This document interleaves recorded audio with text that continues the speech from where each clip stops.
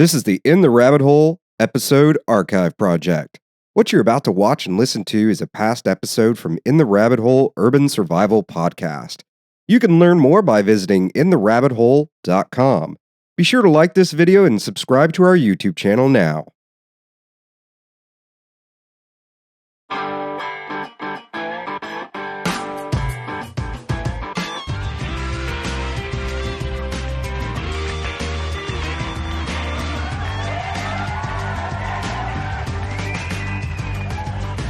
Howdy, and welcome to episode 79 of In the Rabbit Hole's Urban Survival Podcast. In this episode, Suanna and Ron Davis are back to educate us once more on homeschooling. I'm your host, Aaron, and you are in the rabbit hole, safe and sound.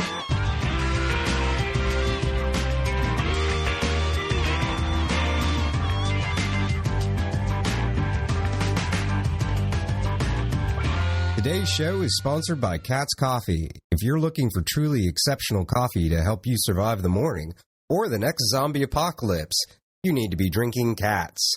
They specialize in the finest coffee from sources that prioritize environmental responsibility and are fair trade certified. Their goal is to achieve perfection in every cup. Check them out at Cat's, K-A-T-Z as in zebra, coffee.com, or click on their bright green banner on the site and make sure you're dealing with an official sponsor of the show. Again, that's Cat's, K-A-T-Z as in zebra, coffee.com. I gotta say, I'm very excited today because we are with Suanna and Ron Davis once more to cover homeschooling, which was such a popular show last time, which we were joking about a little bit before the show. I was actually really excited to see people be so into homeschooling and it have such a positive reaction because I know a lot of people have the preconceived notion that we talked about last time of homeschooling's weird, but it's not, is it? Prepping's a little weird too. No. Or at least that's the same people have the same concept. That's very true. But I think it's interesting. I mean, we are definitely, as I watch the news more and more, I see people talking about homeschooling more and more, and it's become almost more acceptable than I think it was, especially when I was in high school. And we'll not talk about how long ago that was for any of us. So what do you got for us today? Well, I wanted to talk a little bit about a couple of things, but one was homeschool myths, which I think we talked about a bit. Mm-hmm. The main one is socialization. Mm-hmm. How are your kids going to be socialized? And the idea is they have to be around kids their own age adequately. Mm-hmm. But until they're 10, the most important person in their life, according to psychologists, is their parents. Mm-hmm. And after 10, it's their peers. Homeschooling, you can control who their peers are. If you're not homeschooling, you cannot. This is true. So even in homeschooling, if they have connection with their peers become more parents, they still can be careful. You can still be careful about who they can hang out with. Socialization, basically, you can get that anywhere. You can get it at church.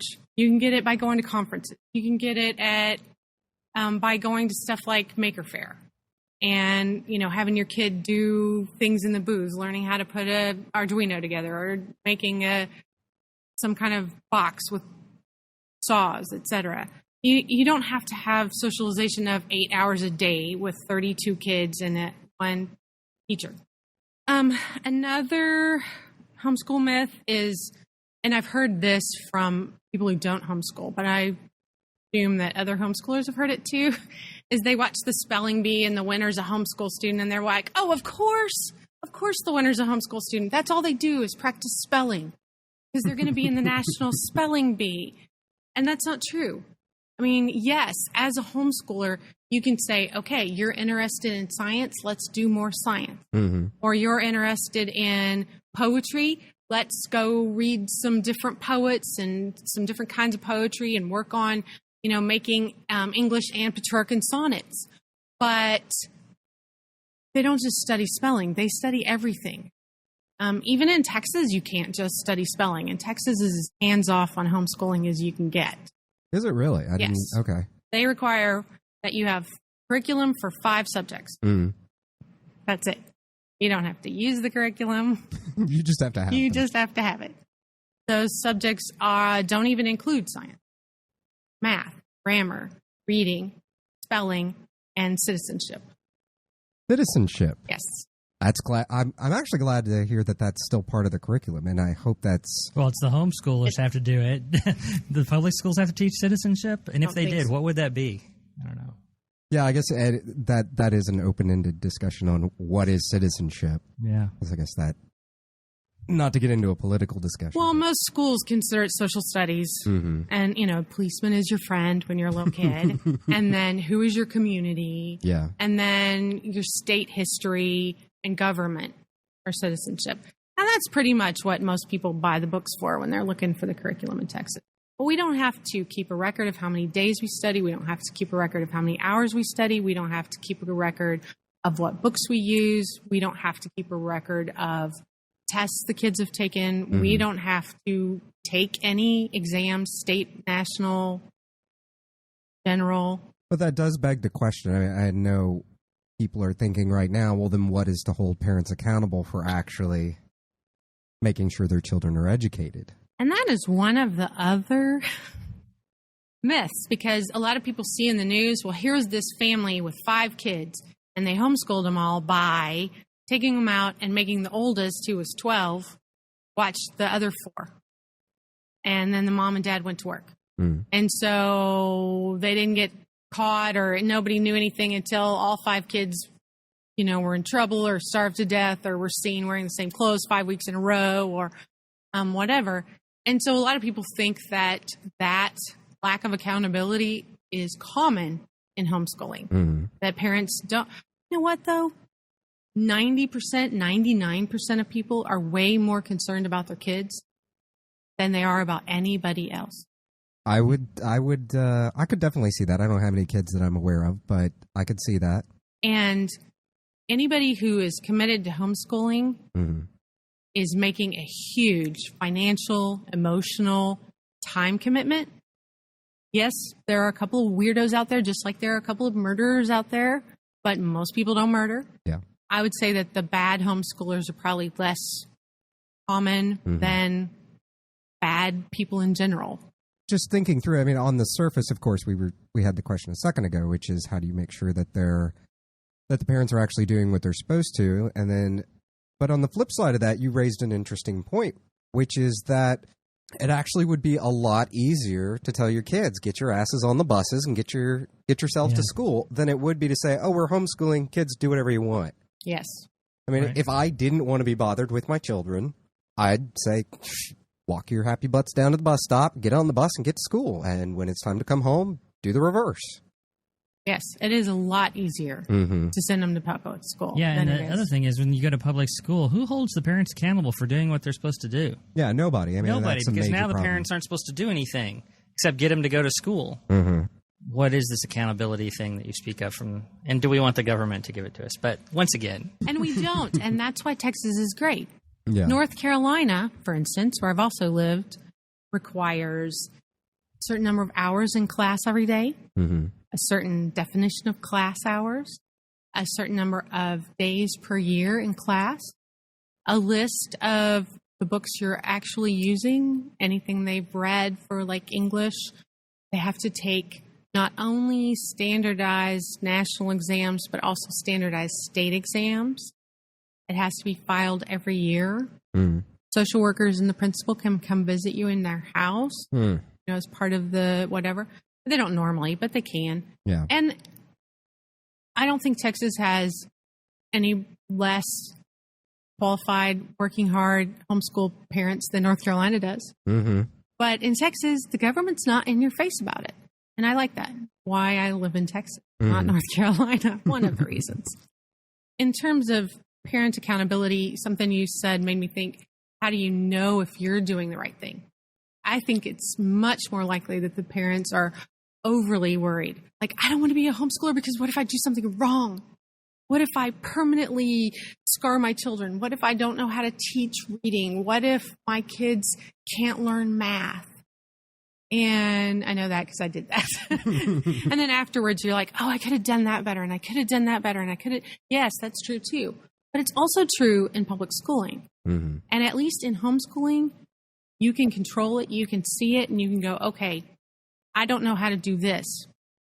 What do I have to do to figure out how to do that, or to get my kid to learn it even though I don't know how to do it? Mm-hmm. So, for instance, I wasn't very good at math, and I was really good at English. I have a PhD in English, so I'm really good at English, you know? Reason, yeah. But the last time I was good at math was like grade algebra. Mm-hmm. And so I was really concerned about my boys knowing math. So when they were little, we spent a lot of time doing puzzles, part of math.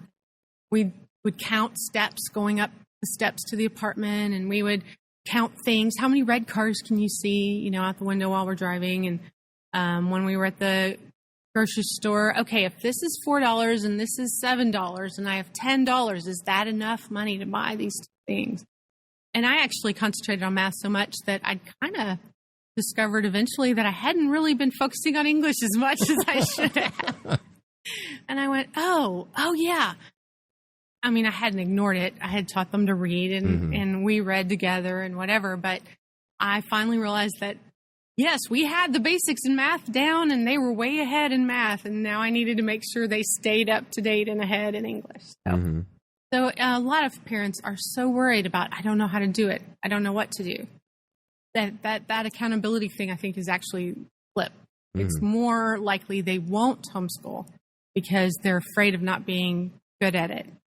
Yeah, and I think the few people that I've talked to that don't know anything about it, that is one of their first concerns is, I don't know how to teach. I'm not qualified to go through. I mean, how many, aside from you, how many of us are actually qualified to teach even junior high English? I mean, most people I know can barely spell anymore. Now, in my defense, I've never been able to spell, and I have a doctor's note. But most people really get out into the world, and most of what they've learned just kind of goes out there. And as far as technical skills that we pick up in grammar school and high school, most of that goes out our brains, unless it is what we do as a living.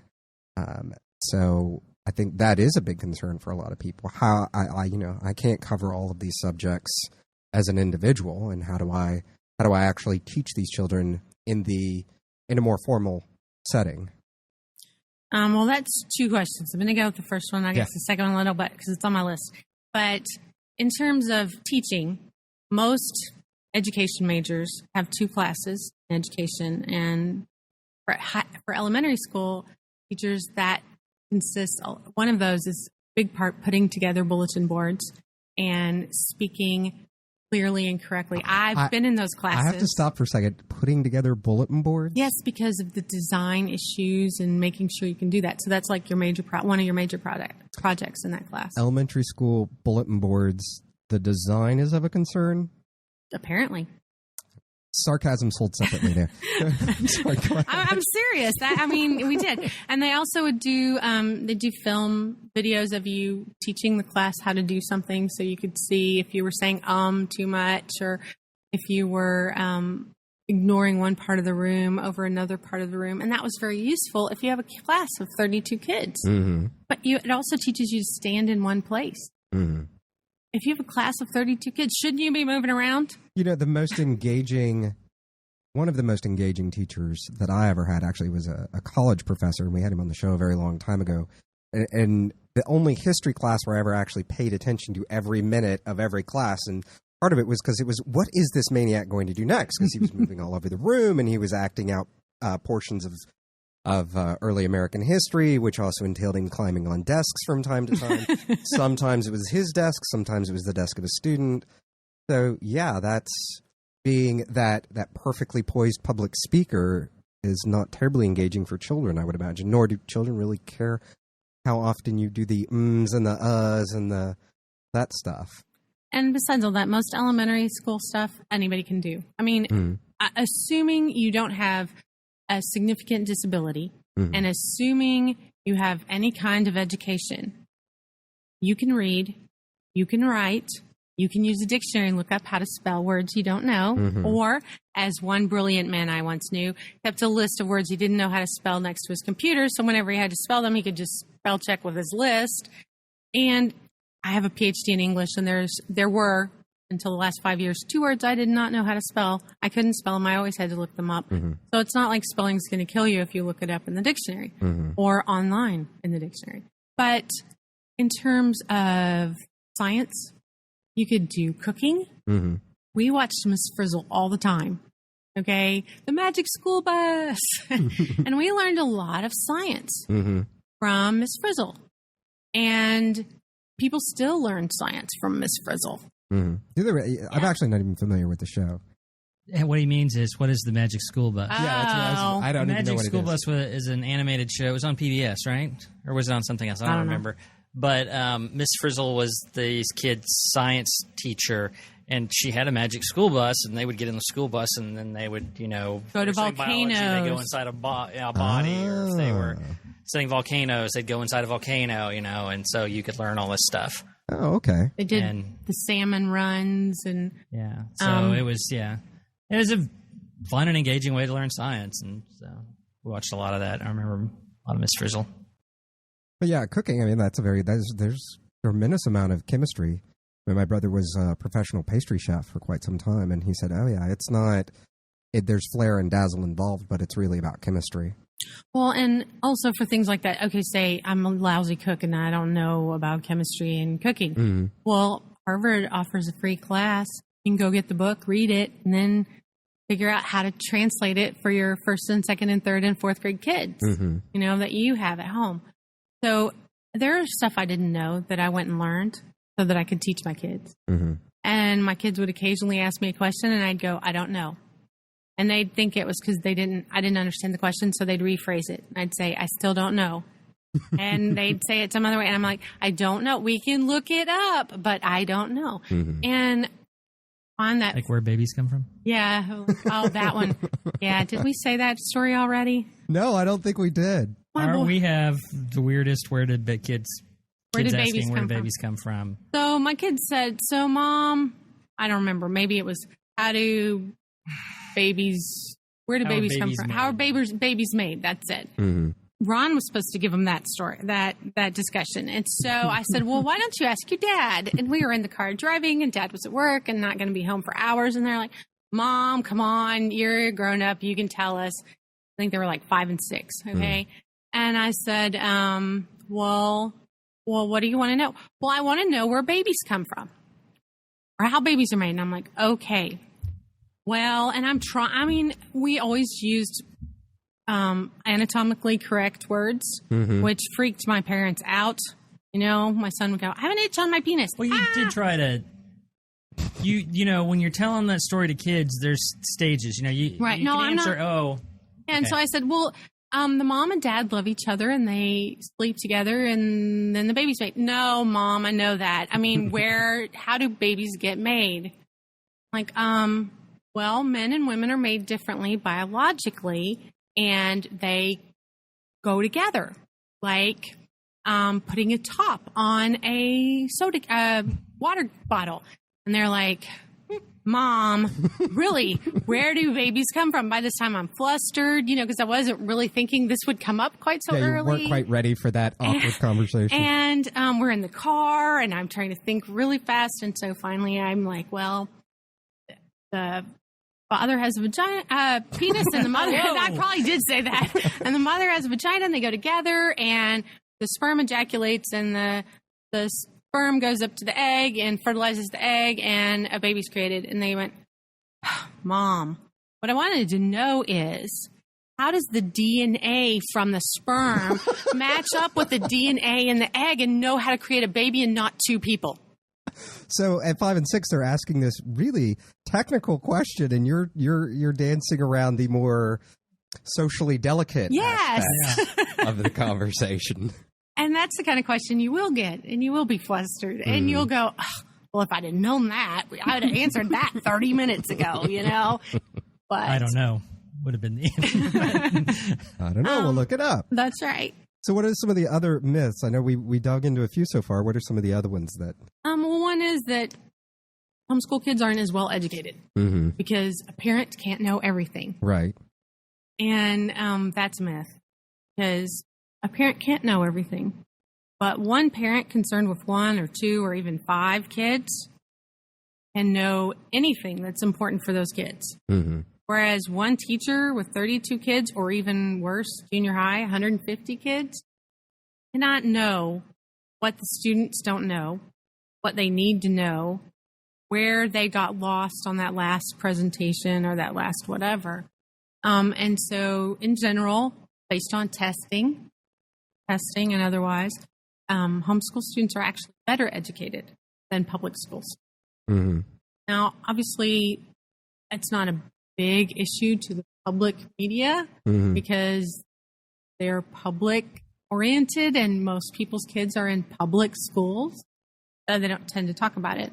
But one example to show that that is accurate is that a lot of some colleges will let in homeschoolers automatically. Mm-hmm. They qualify as top 10% of their class are automatically admitted to college. Well, that's interesting. In states that have the automatic admission. See, in the state of Texas, if you finish in the top 10% of your class, you're guaranteed to get into a state university. You're guaranteed to be admitted to a state university, which actually puts kids at really good schools at a disadvantage.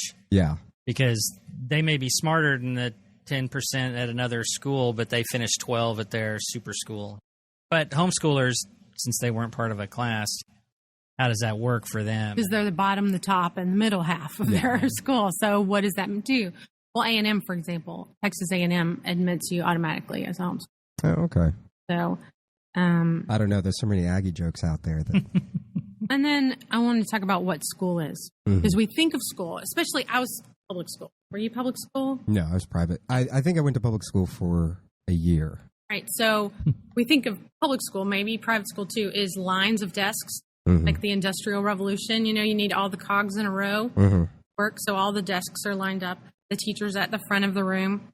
A teacher who climbs on desks is weird and unusual, an anomaly that you actually pay attention to. Things, okay, and yet a normal class has the teacher at the very front, like there's a glass pane between her and the classroom or him and the classroom, and the students are all in a row. They're not supposed to turn around. They're not supposed to pass notes. They're supposed to do their work and then sit at the desk waiting for everyone to finish. And then you move all together for one organism to the next thing, and then you sit there while everybody does stuff. And that's what we think of homeschooling as, because that's what we know. So you start out and you go, oh my goodness, I don't have room in my house for a desk. You know, I need a teacher desk. I did this. Okay, and I knew better.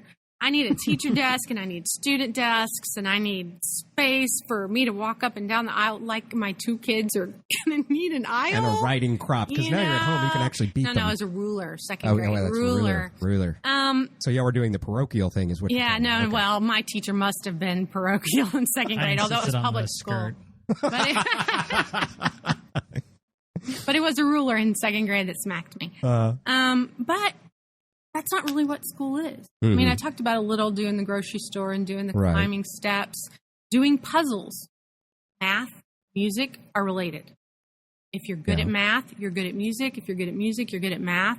So, singing in the car, learning to play some kind of instrument, listening to a concert, all of that is school for math. How many kids who really don't like math would have loved math if they'd have been told, well, you could do a 1,000-piece puzzle as part of your... Really? Math? You can sit and listen to Handel's Messiah. It's math? You can learn to play the ukulele. That's math? Well, no, it's not. But it's related enough that it will help you with math. And so you can go to an accordion contest, part of your math class and your music class. You can do all kinds of things. For science, you can cook, you can hike, and do a botany class where you identify the plants. And you can start with, this is a pine, this is a live oak, this is a cypress, this is a cedar, this is a mesquite. I'm moving from Houston to Abilene, so there's a difference in trees, okay? And pretty soon the kids, you'll ask them, well, what is this? And they'll go, that's a live oak. What is this? That's a pine. And then you can start, hey, here's 2 leaves. Which one's the live oak? Which one's the shoe-marked oak? How do you know? Which one loses its leaves in the wintertime? Why? What's different about the live oak and the Shumard oak? Do you just talk about the trees? And you can learn about the trees yourself. Mm-hmm. I mean, you don't have to know all that. And remember, I don't know if you did, we did leaf collections way back in the day. It was like 4th or 5th grade. We always had leaf collections. And whoever had the most leaves identified correctly. Did the teacher know all the leaves in those? No. She'd see a leaf labeled lavender, and she'd go look up what a lavender leaf looked like. Mm-hmm. Okay, that was yes. You're exploring, like Kingwood has trails that go for miles and miles and miles with forest around them. You can find a lot of different kind of leaves in there. Mm-hmm. Well, you don't have to put them in a box. Have your kid go, okay, what's that plant? What's that plant? What's that plant? And then in the fall, go through and collect leaves and go, okay, which ones go with which trees? You can do a lot like that.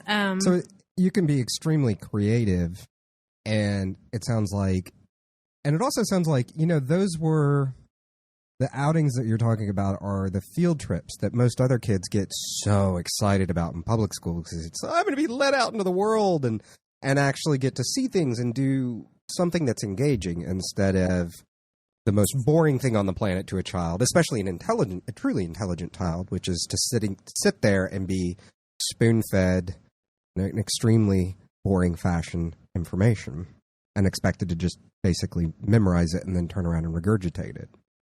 Yeah, my oldest victim of private school first grade. I was too afraid to do homeschooling, and his brother wanted to go to public school, and he goes, really? Really? Do you know what you do all day? You do your work, and then you sit there and wait.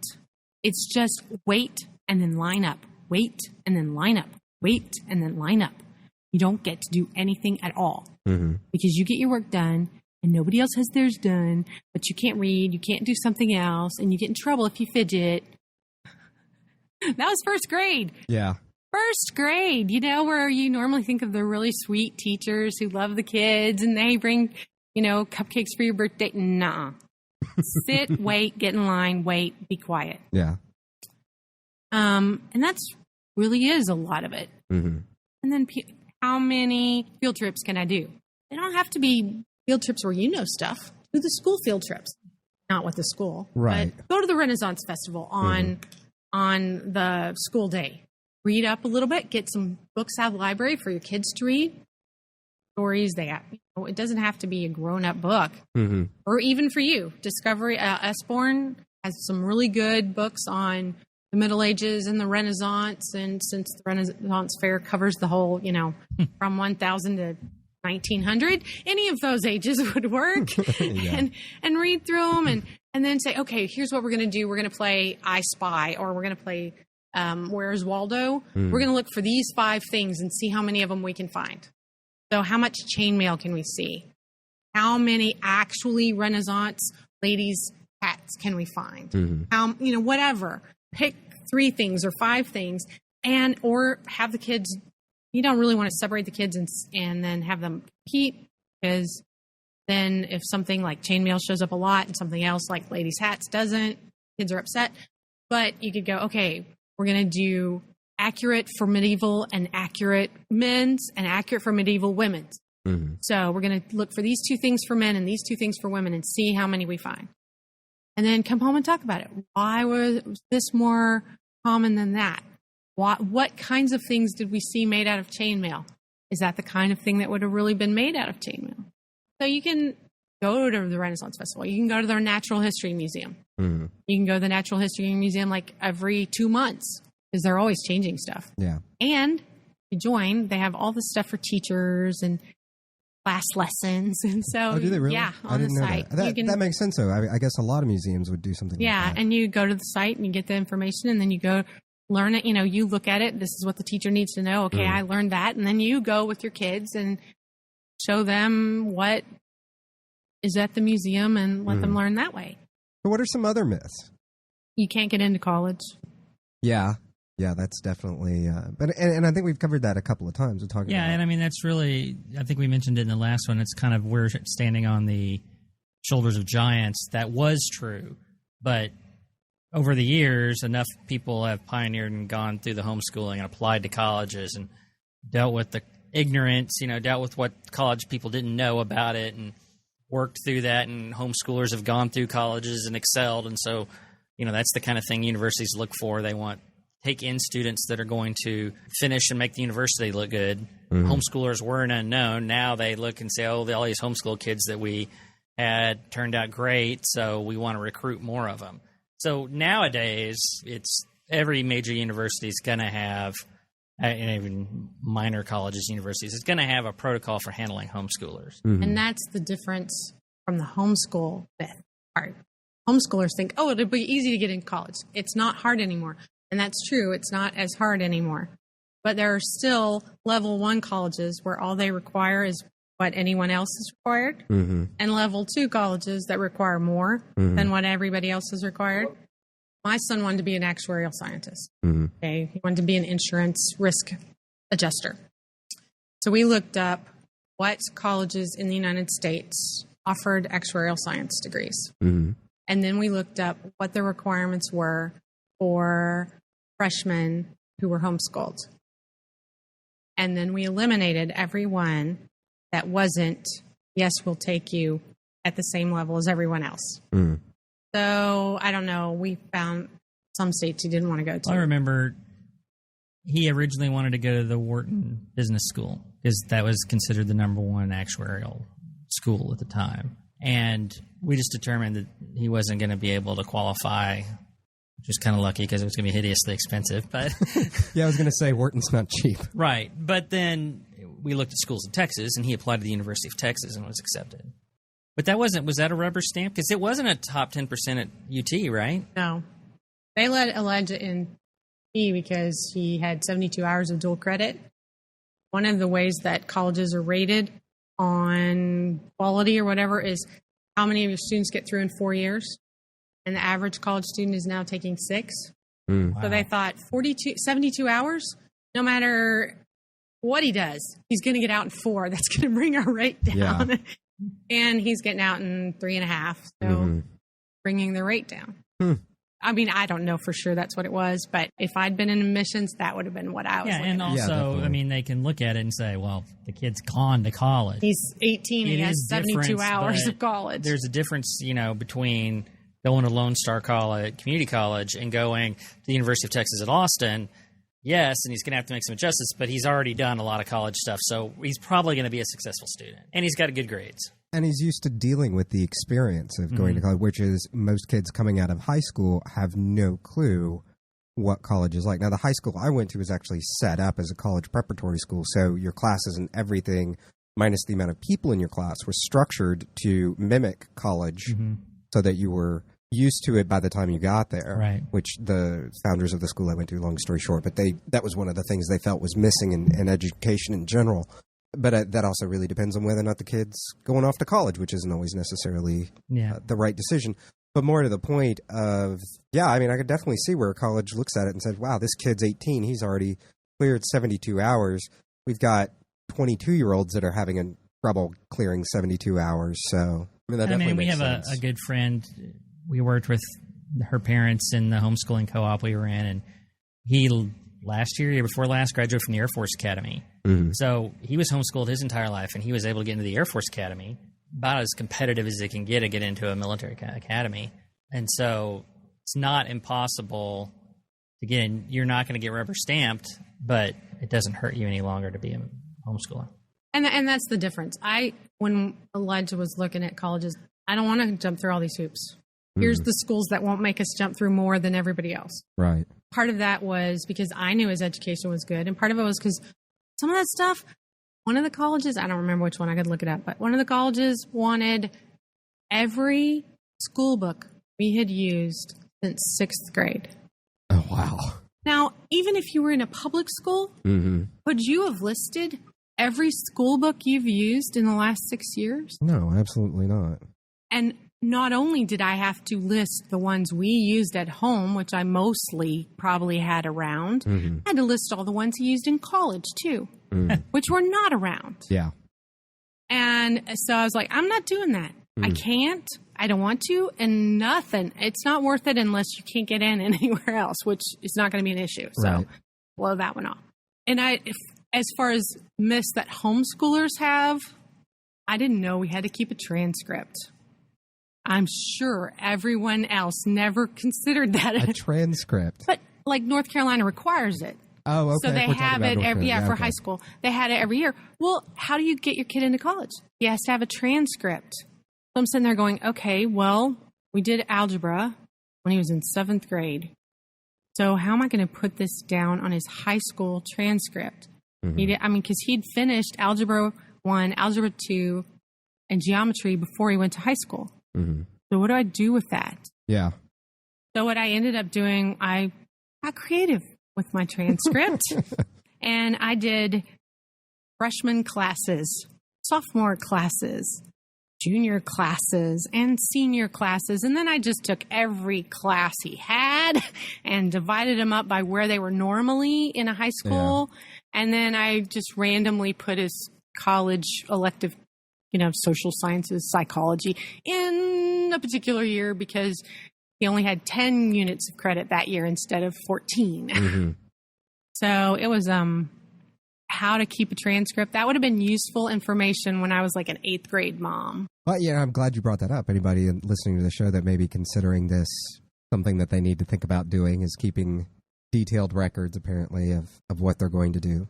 So what about, so if I'm someone that is a single parent, or if I'm in a parent of a home where both parents have to work, where one parent taking off and homeschooling their children is we don't really have that luxury. What do I do then if I still want the benefits and the experience for my children of homeschooling?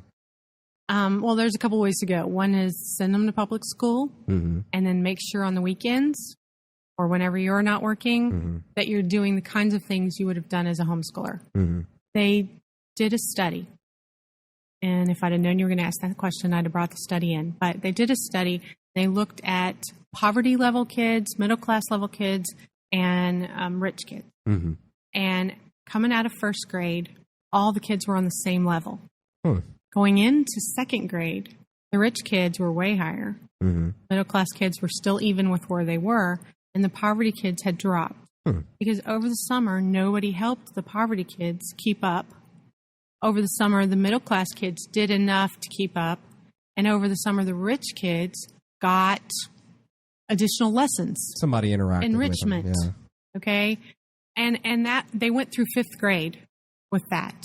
And by the end of 5th grade, the poverty kids were about at 3.5, 3rd grade and a half. And the rich kids were about at 8th grade. Because of the difference in just in the summer of them doing things like art camp or science camp or drama camp or whatever. Something that would actually keep them stimulated through the summer as opposed to just sitting in front of the TV and playing video games or whatever it is kids do these days. Right. And so if you were a parent who could not homeschool, then that's what I'd be looking at. I'd be looking at extracurricular stuff, not necessarily martial arts and sports, although those can be good, but things like in the summer when the kid is going to be bored anyway, find art camp, science camp, math camp. And a lot of those camps do have scholarships for underprivileged or special needs children. They do. And pretty much most people either would qualify for that or they could make the money for it. You could just say, we're not doing X, we're doing Y. Making it a priority. Right. And if you want to make it a priority, you can. Also, some people, and I really don't know how they do it, so I can't speak to this much. There are some single parents and dual working parents who still get their kids homeschool education. I know that some parents who are homeschoolers homeschool kids that aren't their own. I have a friend who ended up homeschooling who homeschools her grandkids. I know a family who homeschools 2 children who are in poverty from a single mother home. So there's possibilities there. There are also scholarships from the homeschool community that help homeschool parents financially so that they can homeschool. I don't know what those are because we just sucked it up and did it. Yeah, but a little bit of research, I'm sure. There are those. And there are some people who work and still homeschool. they leave their kids at home during the day, which you need to check on state laws for when that's legal, but they do their homeschooling in the evening. Mm-hmm. We send our kids to public school from 8 to 3, not because they need to be in school that long, but because that was the main time when people went to work in shifts in the Industrial Revolution. Mm-hmm. So kids go to school so that the parents can work. Yeah, it's daycare, essentially. And if they don't need 8 hours of school, then you can get it done in the evening.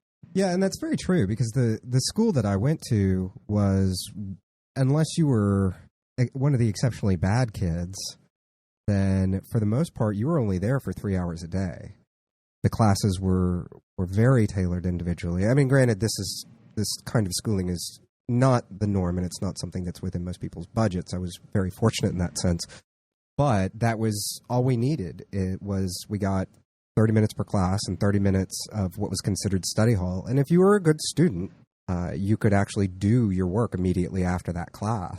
And you were done. You had no homework, nothing to do. And so we only needed schooling 3 days a week. I mean, 3 days. That would have been nice. That would have been even more nice. But it was only 3 hours a day that we actually needed schooling. And in most cases, most of us, again, unless you were one of the kids that was just being belligerent, in most cases, we were far ahead of our grade level. So, yeah, I think thinking back on it, most of it was just kind of daycare for up until you're about 18 or until you finish high school at whatever age that is. And a lot of people don't get that. No. Because they don't, I mean, you think back to your school days, do you really remember a lot about your classes? Or do you remember hanging out with your friends and chatting? Well, that's because that's most of what you did. Yeah, I think I remember the cute girls. That was really the extent of, and the parties on the weekends. I think that was the extent of what I remember from high school and such. And I think I mentioned this in the last podcast, but a veteran homeschooler told me when I started 30 minutes a day for kindergartners. Mm-hmm. Add 30 minutes per year and you're done. We did talk about that some last time, and that makes a lot of sense because that was based on the schooling that I had. That was pretty much the same thing. I mean, the school I went to didn't deal with children under, I want to say, what was it, about 8th grade or something. But for the most part, that was 30 minutes per class was all you got. And you were expected to get the information that you needed in that amount of time. And it was plenty of time because and the theory was more than 30 minutes and most children stop paying attention. Well, and that's true. Unless you have an exceptionally gifted speaker, a teacher that is an exceptionally gifted speaker and can keep somebody else engaged for that long. Well, and even if you look into educational theory for college professors, they talk about 8 to 10 minutes is the most anybody can pay attention. But you have to schedule your class so that every 8 to 10 minutes you shift. Mm-hmm. You have 8 to 10 minutes of one thing, and then you go to group work, and then you go to something else, and then you go to reading, and then you go to... And so even in modern college, you're not doing everything for 45 minutes or an hour and 20 minutes. You're doing it in 8-minute segments. Yeah. Huh. Yeah, that's interesting because that college professor would climb on a desk or swear very loudly about every 8 minutes. So actually, I think his was about every 5 minutes. Some people argue for 5, but 8 to 10 is the normal. Yeah. The normal swear interval. Yeah. So what are some of the issues that homeschoolers run into just in the aspect of actually educating their children, not dealing with the outside world? I mean, what were some of the stumbling and roadblocks that you ran across as a homeschooler? Well, the first one is most homeschoolers spend way too much money the first 2 years. Really? Because you're like, oh, that's a cool book. Oh, I'd love to teach my kids Mandarin Chinese. Oh, I really want to do 3 different art curriculums because each one of these is amazing. Mm-hmm. And you end up, and you don't just go to one place because you're paranoid and you're afraid you're not going to get your kid a good education. And so you go to the conference and buy books there, and you go to the school shop, the teacher education stores, and you buy stuff there. And then you go to the hotels when they have the homeschooling book sales and you buy stuff there. And then you end up with 1 year's worth of education for like 7 years. Oh my God. And you can't use first grade education for 7 years, you know? And some of the books are just not as useful. Mm-hmm. And so the first year or two, you spend way too much money because you're scared mm-hmm. and you don't know what you're doing and you want to do the best And it's kind of like buying survival gear. Yes. Yeah. It's actually very much like your first year as a survivalist where you're like, I have to do everything. Yes. And it all has to be absolutely amazing, overbuilt.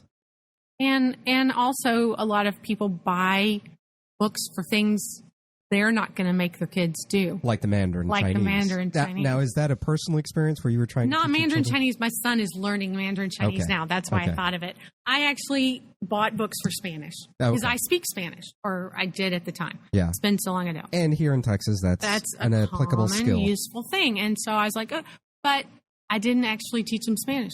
I didn't feel confident in teaching them Spanish. The public schools weren't teaching Spanish. And so I wasted 3 years in a row. I bought Spanish books because I'm going to do it this year, and I didn't. Yeah. And one of my kids has taken Spanish and the other one has not, never probably will. So, it sounds like you really have to be, sounds like getting a mentor for a lot of this stuff and actually getting involved in the local homeschooling community. Assuming there is a local homeschool.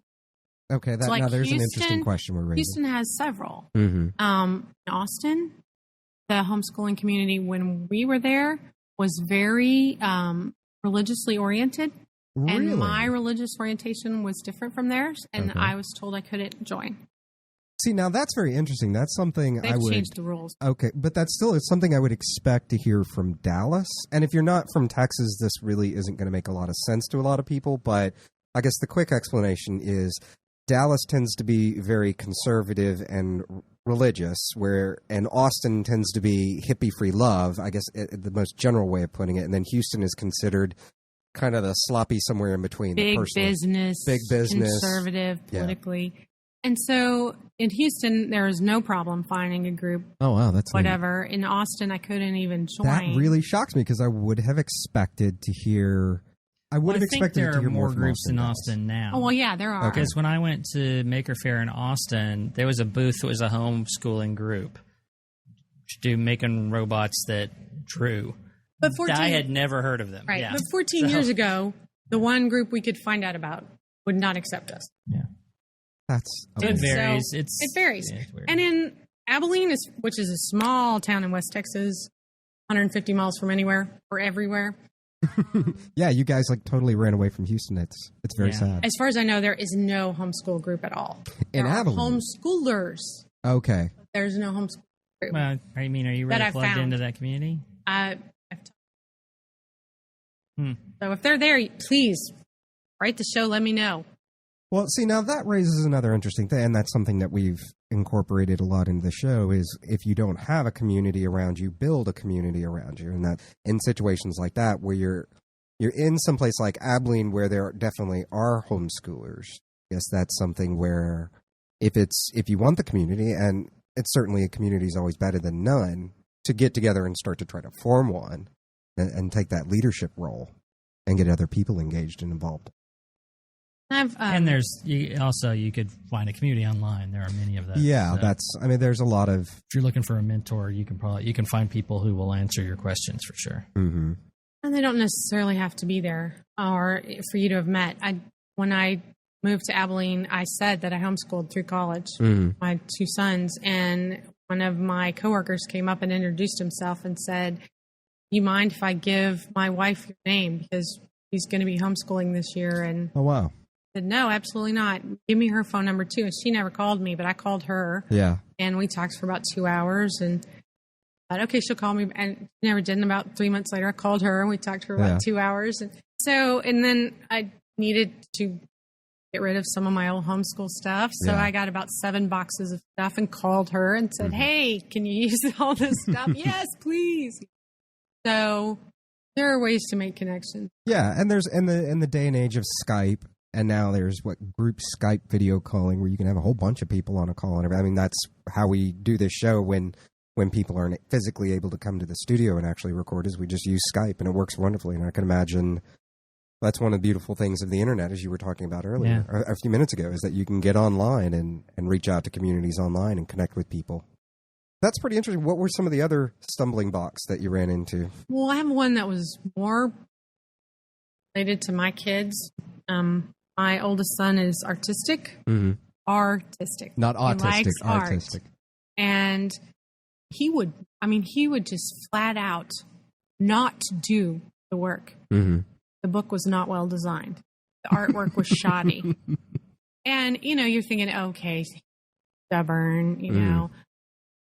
But really, is it worth 8 hours of my time to get him to do one lesson? Because the book is not well drawn and it's not even an art book? No. So after one or two books where, okay, this is the best I can find, this is the best stuff, but the art stinks, I quit spending my money on that. Yeah. Because it wasn't worth the struggle to get him to do it, because aesthetically it was so displeasing that I used to say my hair hurt when I got it cut because I loved my hair and didn't want it short. Well, it was kind of an emotional hurt for him to look at pictures that weren't well drawn. That is probably unique, but it speaks more to the question of each child can very easily be an individual and have individual needs. And while we look at it and go, the child is stubborn, it doesn't change the fact that that's going to be a massive roadblock, especially in that case, a massive roadblock for that child learning.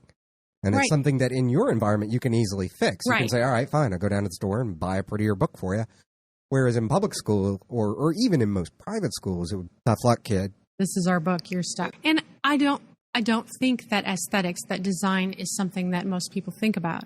But according to Daniel Pink, aesthetics design is one of the things that's not going to be outsourced. So isn't that something you want your kids to be thinking about? Yeah. So when you're looking for books, maybe you should think, okay, is this nice looking? Is there a good amount of white space on the page? Are the colors eye-catching? Yeah. Do they make sense for the pictures? Do the pictures match the discussion? And things like that. If you pay attention to design, and it doesn't have to be major design, you can look up document design for businesses and just start with that. Things like that will educate your child as you're going along. So your books will not only be teaching your child about math or science or art or history, it'll also be teaching them design. And they'll know that a page that has 90% black writing is not attractive. No. That's not visually engaging. And that speaks to the point of human beings, 90% of the way we take in the world is through vision, if I'm quoting that statistic correctly.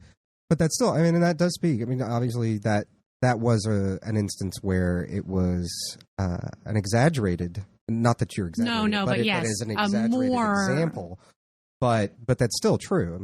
These things that, because I remember most of the books that we used when I was a kid, they were horrible, and I hated them. And granted, I have a lot of aesthetics are a large part of my working life, but still. Well, see, I came from the opposite end. I didn't have kid books because we were poor, but my folks were in college. I knew what college books look like. Yeah. Like the first time I got a kid book, I was like, where are all the words? There's too many pictures. So I was the opposite of my son. I wanted more words and less pictures. And yet it was really quickly obvious that if I wanted him to do his work and do it well and happily, it needed to be designed well. And after that, it's just like, okay, that's what I need. I need a book that has the right information, enough information at the right level, and is aesthetically pleasing. And all that does is make me not buy ugly books. Yeah. Which makes the next books look better because nobody's buying the ugly ones. That's true. So that was a stumbling block. Another one is the implication when you're homeschooling, your kids are bright, right? Your kids are always brilliant. Your kids are the smartest kids on the planet. And of course mine are. But sometimes they don't do things at the same time everyone else does. So one of my friends whose son was born a month before my oldest said, oh, yes, I've taught my son to read using this book. And he was 4. So I wanted to learn to read way before I got to learn to read. So I was like, okay, we're going to get the book. And we got the book. And I taught my son how to read, and he wouldn't read. And I got the book, and I taught my younger son how to read, and he couldn't do it. So all my friends are going, oh, my 4-year-old's reading. My 5-year-old's reading on a 2nd grade level. My 6-year-old's reading on a 9th grade level. Blah, blah, blah, blah, blah. And I'm sitting there going, my 6-year-old's not reading at all. 6-year-old's not reading at all. I'm a failure as a mother. Okay.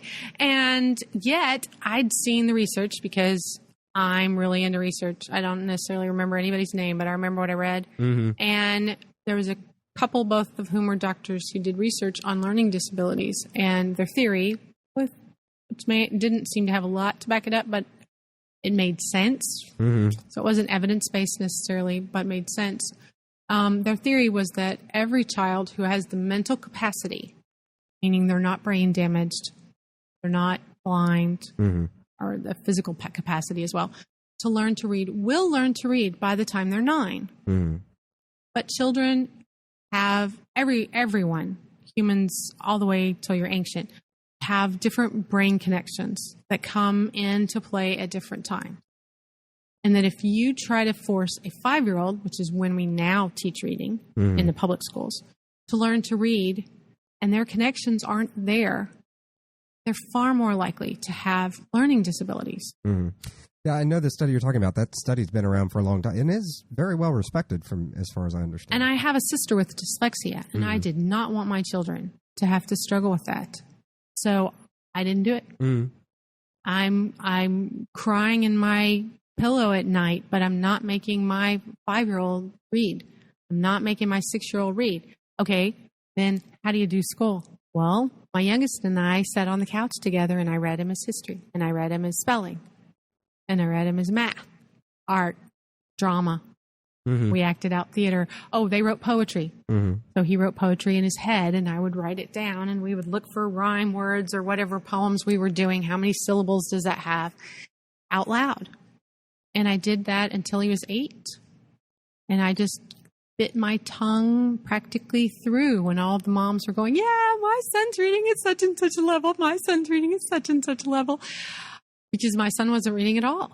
And he was he was 8 years old, and he wanted to read Harry Potter, and he couldn't read. And I didn't really want to read 400 pages to him. And so I said, okay, let's try some easier stuff so you can learn to read. And every year I dipped a little bit into trying to see if he could read or was up to that point or whatever. And when he was about 8.5, he was ready. Mm-hmm. And in a year, he was reading at the 12th grade level.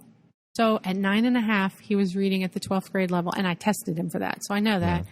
And at 8.5, he couldn't read at all. That was huge. That was my pride. Yeah. And my fear. Oh no, what if the government comes in? Thankfully I was in Texas, so the government wasn't coming. But there are places where the government would come in and say, well, you're not teaching your child to read, so you're a bad teacher, so your kid has to go to public school. And I'm grateful that I wasn't there, because he wouldn't have made it. He'd have been put in a special class. And at the time, he was the kind of kid that would have believed any label you put on him. That would not have worked. And yet he went to college as a sophomore because he'd already had a whole bunch of dual credit classes. Yeah. That same kid who didn't learn to read till he was 8.5. Mm-hmm. So that's a struggle. A struggle when you're not good at something and your kid is. How do you help them? How do you teach them? My oldest son is really good at math. We've already discussed how not really good at math I am. Yeah. I was so pleased that we did well in Algebra 1 because I taught him Algebra 1 myself. But then I went, I can't teach you anymore because that's all I know. So I found a math teacher at a master's in math education, and she was willing to teach him. And so he learned geometry and Algebra 2 from her, and he was signed up for trig, and she quit teaching. I was like, okay, he's 14. I can't just let him have no math for the next 4 years. Right. So we went down to the local community college, and he tested into calculus. Mm-hmm. No trig, no pre-cal, straight into calculus. And he was like, all right. And I was like, no way. And that was a stumbling block in terms of students often want to do what they can test into. Right. Mm. And yet I know 2 calculus professors who constantly are talking about the fact that they don't understand how kids get in their calculus classes who can't do the work. Yeah. And I wrote them after that and said, I know how. Here's how they get in there. Yeah. And I said, you're not going to be that kid. You're going to take trig, you're going to take pre-cal, then you can take cal 1, 2, 3 because the college had 3. And, then you can do whatever. And that's what he did. And he was like, Mom, it was easy. But then he'd come home a different day. Mom, I didn't understand any of that. I got to work on it. And so I couldn't teach him the math, but I found people who could teach him the math, and he's a math major. So that's a stumbling block, is you not being good at something they're good at. That's interesting. I think that's definitely one that I don't think most people would think of when your child excels in something that you're either not interested in enough to do, or are just flat out no good at. Right. It would be like me trying to teach my kids to be spelling bee winners. It would just be all kinds of wrong. I think there's a trick to that. They give you all the words, right? Yeah. Yeah, they give you a big book that has all the words. Yeah. So you just have to memorize 20,000 words and how they're spelled. Yeah, no problem. No problem. Another thing is, I'm not sure it's a stumbling block, but how do you grade? Because kids want to know what grade they're in, first of all, and then they want to know what their grade is. Why? Well, because all the other kids that they're going to school or scouts or soccer with are all talking about their grade and what their grades were. So you have to make a decision. Is their grade the school they're doing? Well, then which school is it? Yeah. Is it science? Is it math? Is it English? Is it art? Is it drama? Is it history? Is it grammar? Is it reading? There are a lot of choices. And if your kid is a normal kid, they won't be on the same level in all of them. Even if they're gifted, they're going to be in the third grade age-wise, they're going to be on the sixth grade in one, and the seventh grade in one, and the fifth grade in one. Okay, so what are they in? Fourth, fifth, sixth, and seventh grade? No freaking way. Yeah, that doesn't really add up well for kids. No, and it doesn't add up for the people in the store who are asking them what grade they're in. Okay, which is where you get the most weird looks. Yeah. So we just decided that, and we talked to the kids about it and said, okay, you're in whatever grade your age is. Doesn't matter what you're doing. If you would be in second grade because your cutoff birthday missed, then you're in second grade. Yes, we're doing fourth grade work. Too bad. But you're in second grade. And that made it easier for sports. It made it easier at church because they group them by age. Yeah. Then the kids knew a grade. Yes, they're doing 10th grade biology and they're in 7th grade, but they're in 7th grade. Right. So that's one. And then how do you grade your kid? Do you give them a test all the time? A lot of homeschoolers are like, I hate tests. I was bad at testing, so I don't want to give my kids tests. I get that. But your kids are going to have to take tests. They're going to have to take an SAT to get into college. Do you want the first test they take to be the SAT? No way. Okay. Yeah. So a lot of curriculum has tests with it. And I will say that one family I know did not realize this, but the kids would go in and pull the answers out. Yeah, I might have done that once or twice in high school. Then they would write down the answers with one or two wrong, depending on how because they were actually clever kids. And then they would put it back. Yeah. And so they always had A's on the tests, even if they hadn't read the book. Okay. Yeah. And I was sure that was not going to happen with my kids because I wasn't going to do that. Right. Okay. One of my friends who's still homeschooling writes all her exams. So she knows the answers, but the kids don't, and they're not written down, so they can't find them. For me, I was like, I don't really want to give a lot of tests. I want them to learn the material. And I know, because I've taught every grade from kindergarten to grad school and college, that people learn things for tests and then they kick them out of their brain like it's trash. And I didn't want that. So I made my kids do their work to mastery, which means they had to make 100 on anything they did. So if they did a math sheet and they got a 92, they had to do the math sheet over until they had 100. If they did an essay and they got a B, they had to write the essay over till they got an A. I didn't make them do 100 on an essay, okay? But it had to be all spelled. It had to follow all the directions. It had to meet every criteria that was listed. And so my kids had to do a lot of work that they wouldn't have to do if they were in public school. Because a 92, who's going to make a kid do a 92 over again? Yeah, no, all they want you to do is pass. Pass, right. You can pass, great. And a lot of schools won't let you flunk. So a C is good, And so, okay, well, I'm not going to do that. I don't want grade inflation because a lot of you do. Your kid's brilliant. You love them. You know how hard they worked, Yeah. You want to give them all A's. Is it legitimate? Well, then when I'm doing the transcript, my kid made 100 on everything. Isn't that an A+? Well, yeah, but he didn't make 100 on everything the first time. Yeah. Okay. So what do I do with that? How do you determine what the grade average is? And that was a stumbling block because I'm like, okay, I want to be fair. Yeah. I want to be accurate. I want to be truthful. And I don't want to kill my kids' options. Right. What does that mean? That wasn't something that anybody ever told me about or shared with me how they figured it out. I just got in the middle and went, oh, I have to do something with this. How am I going to do that? Yeah. So grading is a stumbling block in terms of what grade they're in, grading in terms of how are you going to grade them. And testing can be a stumbling block. Now, in some states, you have to test. They have to take a state test, or they have to take a national test, or they have to take whatever. I didn't actually test my kids until both my kids could read. So my oldest was 10 and my youngest was 9 before they got any testing. And then we did one national test a year. The first year they did their grade level. And my oldest was 10 years old. So that would have been 4th grade, maybe 3rd. And he tested at 11th and 12th for 3rd grade stuff. And I was like, okay, that's ridiculous. So the next year he did 5th grade. And he still did really well. So the next year I jumped him another grade. And then after that, he just took those tests. So on his transcript, along with the class grades, which he had 72 hours of college, so there was plenty this college could see. But I also had his 9th grade, 10th grade, 11th grade, and 12th grade national exams, scores, and the years he took them when he was 12, 13, 14, and 15. Yeah. Okay. So, I was able to say, look, he can do this. Obviously. My kids are not poor test takers. I'm a really good test taker. I always intended to give them exams, just not a lot of them. Because I didn't want them to learn to the test. Right. Just enough to, it sounds like, just enough to actually measure to make sure that, and to have stuff for the future when you're talking to colleges to say, look, yes, I really did test my children. Yes, they really did make A's. Yes. And that's an issue and it's an issue with colleges because what's an A at one school?